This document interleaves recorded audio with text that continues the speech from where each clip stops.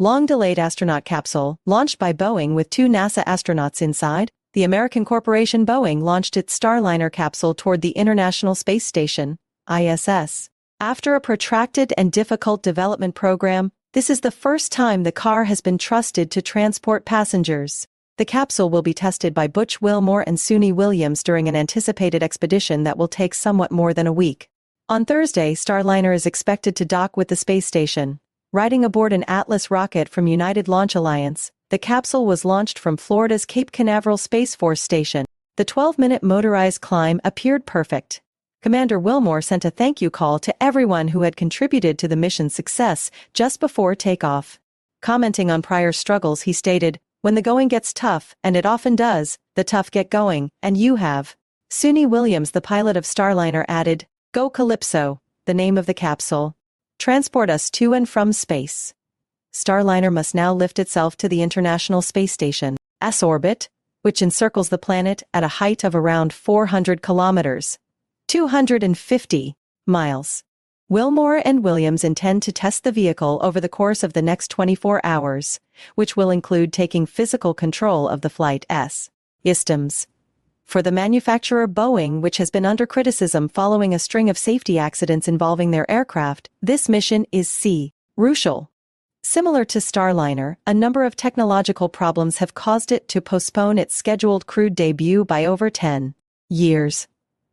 The most notable of these issues was when software malfunctions prompted the spacecraft to abort its 2019 unmanned test journey to the International Space Station.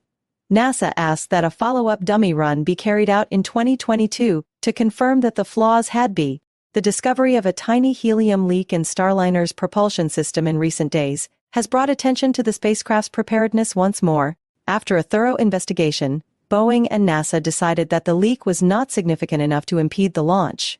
In answer to NASA's call for commercial solutions to launch its personnel into space, Starliner was created.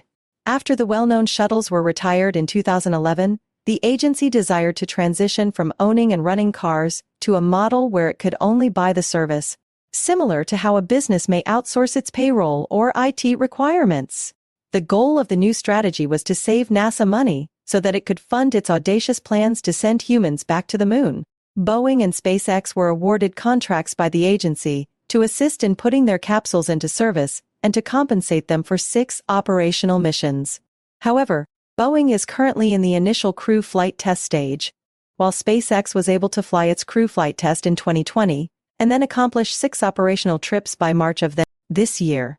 Perhaps as early as the start of next year, Starliner will routinely carry humans alongside SpaceX's Dragon capsule if it can demonstrate its worth in the days ahead. Top NASA official Jim Free stated, "At this time, we have one provider giving us that access to the space station.